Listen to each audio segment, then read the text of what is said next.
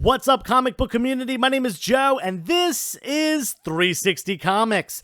First, I want to apologize for not being consistent with posting content this week. I have been crazy busy, but I promise next week I will be back to my Monday, Wednesday, Friday YouTube schedule with regular posts on Instagram as well. But that's not what we're talking about today. We're talking about a nice haul from a couple of flea markets that I went to last weekend, and I found some stuff that I usually don't find out in the wild, especially at flea markets and yard sales. So stay tuned to see what I got.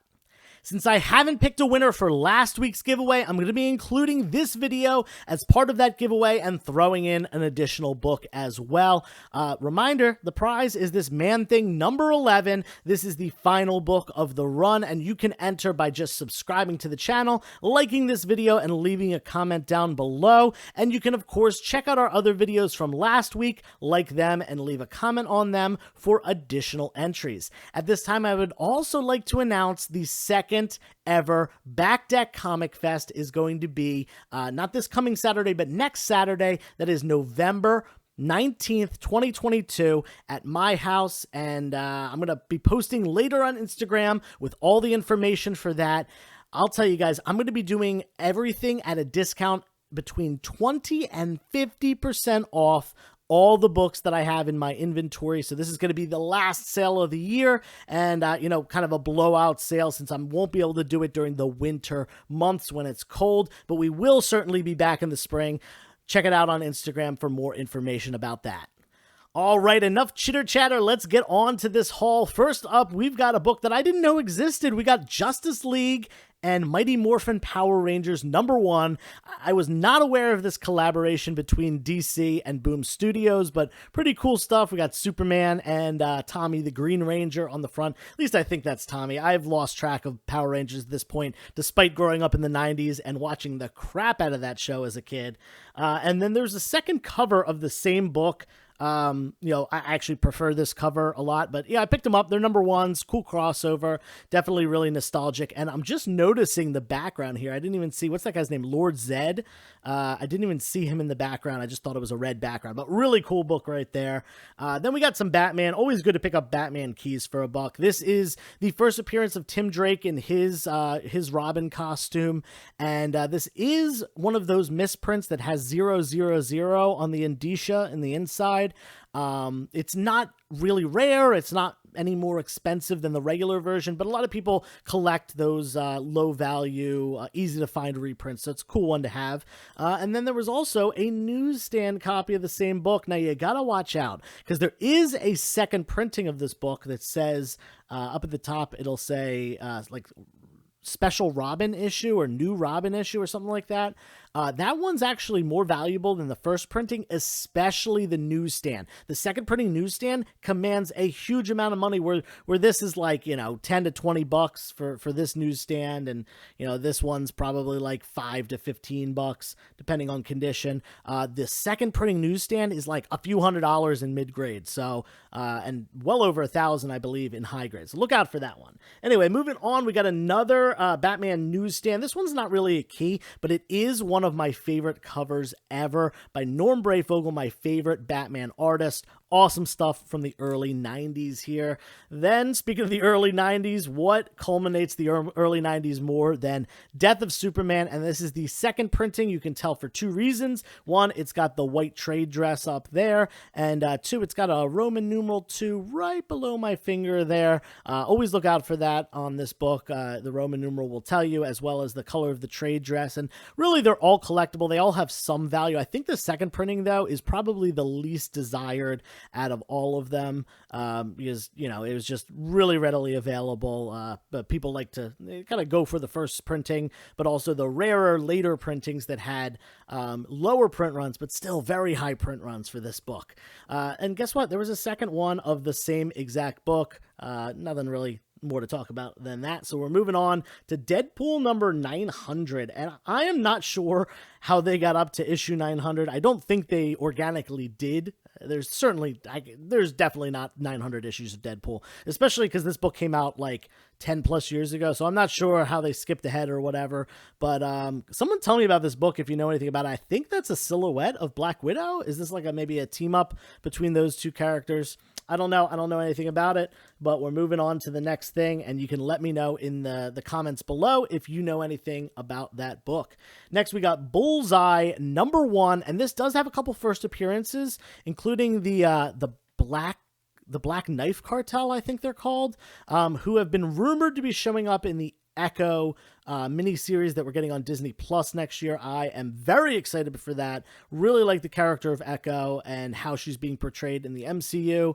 So we'll see if these characters end up showing up, but definitely a cool one to grab right now for a buck. Same thing with this. This is a key issue, the final issue of the New Mutants, and it also is the first appearance of X-Force. So New Mutants ended at issue 100, and then X-Force started up with issue #1, and their first appearance was in this book. This is a first printing with this purple background, and then the second printing is white with, I think, silver writing, and then white with gold writing is the third printing, and I might be mixing the second and third up, so definitely don't take my word for that. Look it up yourself.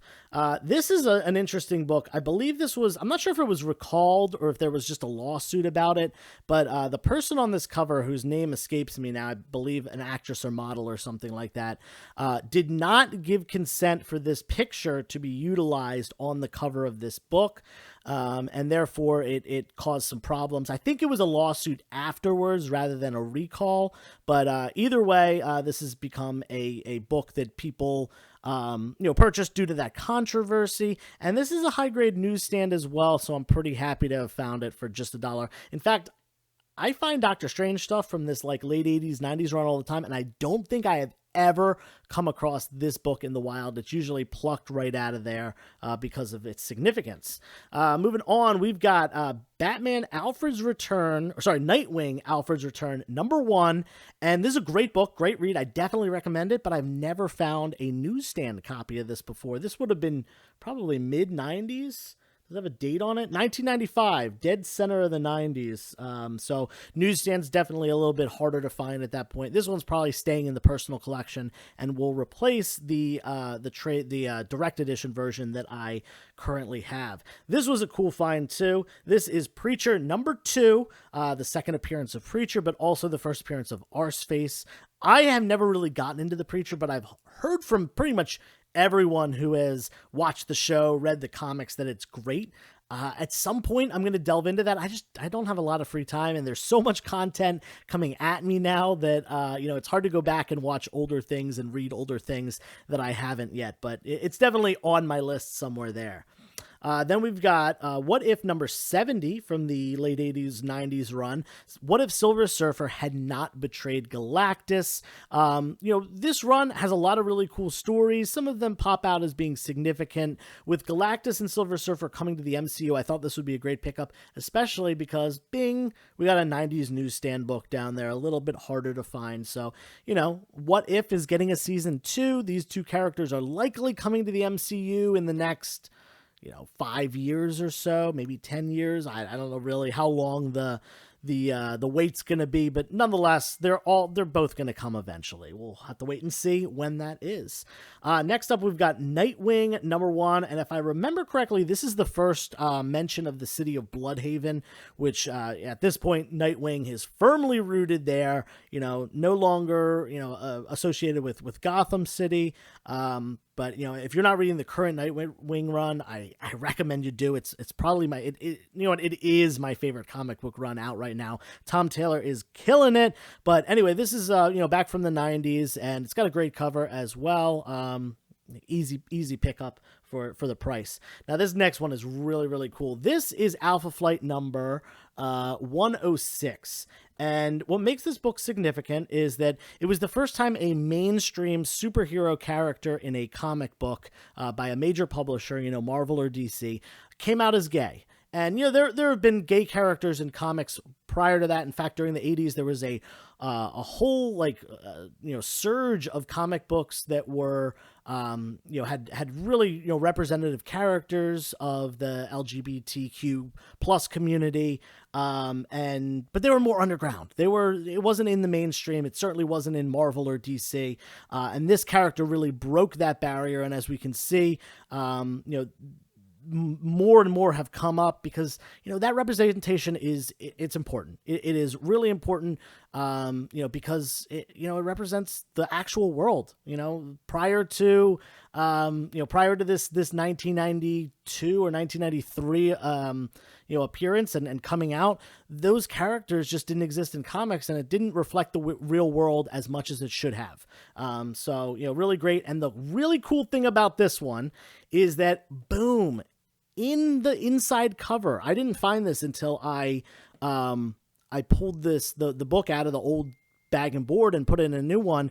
But folded up inside the front cover was the actual newspaper article from January 17th, 1992. I was a little baby. I was almost 2 years old at the time. With the headline, North Star comes out, Marvel Comics hero proclaims I am gay. And there's a whole write-up about it. I think that's pretty cool that was included in there. Definitely not only an historical book, but also a newspaper clipping from that time. This is very likely just going to stay in my personal collection because I'm a big history buff, and this is monumental as far as the comic book community goes.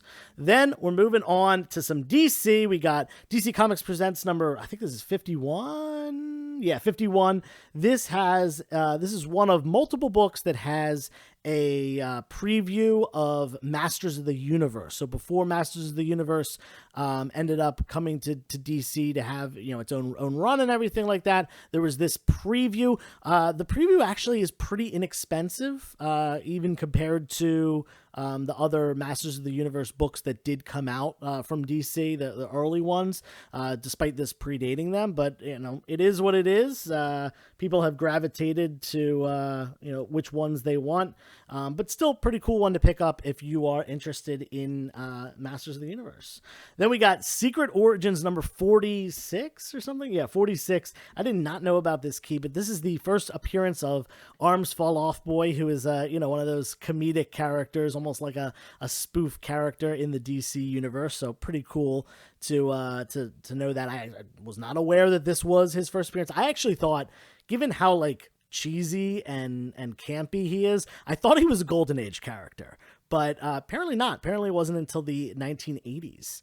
Then we've got Moon Knight. It says number 1 up here, but this was just kind of like the Marvel Now Restart number 1 or whatever, but it's issue number 10 from the Lemire run. This does have an origin story of Mark Spector as a kid, and you can see on the cover him there as a kid meeting Khonshu for the first time, which is depicted in this book, and also the development of the Stephen Grant personality, which we did see in the MCU. Now, it's not exactly like it is in this, but it certainly ties in a lot of ways. Then we're moving on to a polybagged version of Ghost Rider 31, first full appearance of the Midnight Suns. This book has come down significantly in value. In fact, you can get a 9.8 of this book right here for about $100 right now. For a while, they were selling for over $200. So this book has come down, but there is certainly potential for the MCU, for the future of a Midnight Suns team, especially when we get more of those characters that are related to this team, specifically Ghost Rider himself. So we'll see what happens. Personally, I'm probably going to just hold on to this for that reason, because the price has come down so much. Might as well. This is a pretty good find. This is Defenders number 112, the first appearance of Power Princess, and this is one of those books that's just it is worth significantly more than any issue around it. There's not a lot of keys in the Defenders run that are worth too much, other than in the first couple dozen issues. But yeah, this one is definitely one to look out for. So if you're ever seeing Defenders in the 100 plus, this is the book that you're looking for. So always keep an eye out for that one. Then we've got a really nice one here, Galactus: The Origin number 1. Amazing cover, great story. Galactus is a larger than life, literally, and figuratively, Marvel villain who will be showing up eventually. I am positive of that in the MCU. That being said, yeah, it is what it is. It's a great book, and it definitely has a lot more value than just a buck. So we're moving on now. That was the last of the dollar bin stuff. Oh, actually, I lied. There is a couple more, but the last couple are actually a couple little sets. These were nice, complete sets. This is Man Without Fear, number 1 through 5. Great stuff. Great reading material. I forget if I have that set already, so I got to check. This one is Marvel Knights Elektra 1 through 7. There is an issue in here that does have, it was recalled, so it's a little bit more valuable. Unfortunately, the version of that's issue number 3, this one right here. This is not the recalled version. You can check on Key Collector if you'd like to know a little bit more about that. They have some good information there. Then we got Batman Deathblow, a little DC and Image crossover right here. Cool stuff. And last but not least, oh, actually, there's 2 more. Just kidding. This one, we'll do this one first. Conan, the movie special. This is, the 2-part comic that went along with the movie. And last but not least, this set that you guys have actually seen recently if you watch my videos. This is Elektra Assassin, which is written by Frank Miller with art by Bill Sienkiewicz. Absolutely amazing dream team as far as this goes. And this is an 8-issue miniseries. I got them on the front and back. Complete there. Anyway, so yeah, those were $1 a piece too, a little bit less. This next pile is 15 books, and this is the last thing I'm going to show you, these 15 books of Bronze and Silver Age stuff that I bundled together and got an amazing price on. I pulled a bunch of stuff out. I asked how much. He gave me a price. I haggled a little bit. I got another $5 off. He wanted $60, but nonetheless, $55, $60, whatever I had paid for it was a great price. I ended up paying $55 for 15 books, so that's what, $3.66, 67 cents a book. Like, phenomenal. Silver and bronze stuff. We got My Greatest Adventure, number 60. This is pre-Doom Patrol, but still really nice book from the early days of the Silver Age. We got some Lois Lane here. Now, this is in really ratty condition. I didn't quite look at it, but I pulled out all the silver and bronze this guy had because he always gives some good prices. Issue number 35, not a key, but still pretty cool. And then issue number 96 as well. This one's definitely in a lot better shape than the one before. We got a World's Finest here, number 128. Again, not a key, but, Batman, Superman, Silver Age stuff, you can't pass up on that. And like I said, I paid about $3 a book. And in reality, for these lesser ones, I paid less because the bigger ones at the end are certainly worth more. We got Unexpected, number 91. I don't think this is a key, although it does say Meet Automan, so maybe it is the first appearance. I actually didn't look that up on Key Collector, but maybe I will after this video. Then we got Challenges of the Unknown 47, some sci-fi stuff from Silver Age DC, and then we're on to some Superman, Giant Size Superman number 7, or Giant Superman Annual number 7. They don't call it giant size like Marvel does, but great Silver Age stuff with this Superman statue trophy on the front. Pretty cool. Then we got some more Silver Age stuff, some more keys going on right here. The Atom, number 29. This is the first appearance of the Golden Age Atom in the Silver Age. Pretty cool. And then this might be his second appearance. I'm not really sure, but issue number 36. This is a really, really sharp copy. I was very surprised to find a book from the 60s looking this nice, and you can see the colors pop like crazy, and there really aren't too many spine issues with that book. Then we got some Green Lantern, always, one that people are collecting, one of the more popular characters. Issue number 64.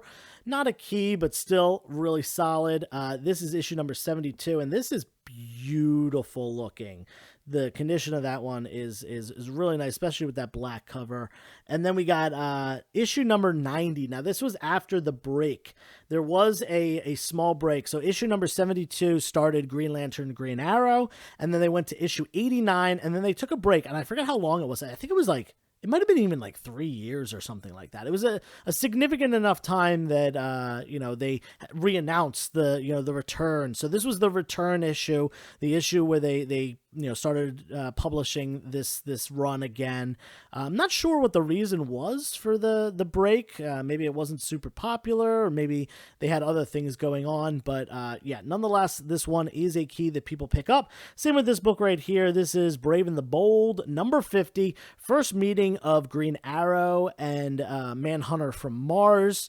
And, you know, not only that, but, you know, it's, you know, a really, really great cover in my opinion. The yellow just pops so nicely on the top. This book has some significant value, really surprising. Now, you saw this one in the beginning. This is an absolutely classic Neil Adams cover. It's got some condition issues. You can see a piece missing out of the corner here. There's a little bit of a, might be a tape pull or something over there. It's low grade, but it is one of the most popular Neil Adams covers, one of the most popular Superman covers ever, honestly.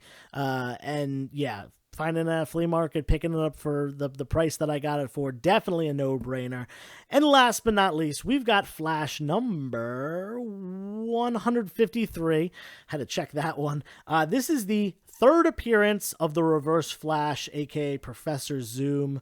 Yeah, you know, this character was really prominent at this time. His first appearance is extremely expensive. Even the second and third appearance like this have gone up in price significantly. This one's missing a little chip out of the corner, but still holds some really nice value. I am positive paying $55 for this pile, I'm going to do really well on that. You know, this book alone, I looked it up. One in similar condition just sold for over $20. I'm probably going to mark this one as 20 and move it along. And, you know, this book might even be worth more than that. So, you know, I'm kind of almost making my money back on just those two books alone. So I did pretty well. That's it for this haul. Thanks for hanging out. Thanks for sticking around. I know there was a lot of books to get through, but I appreciate your time.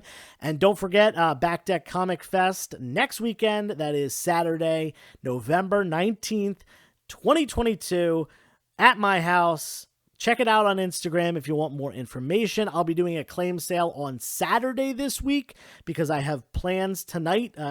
New Magic the Gathering set comes out. I got to go play at my local shop. And then I do have a friend coming over and staying the night on Saturday evening. So I'm probably going to do a late afternoon, early evening show before he gets here. Going to try to figure out what time I'm doing. I'll let you know on Instagram when I have that information. Anyway, we're done with the video. Thanks for hanging out. And until next time, turn the page, wash your hands.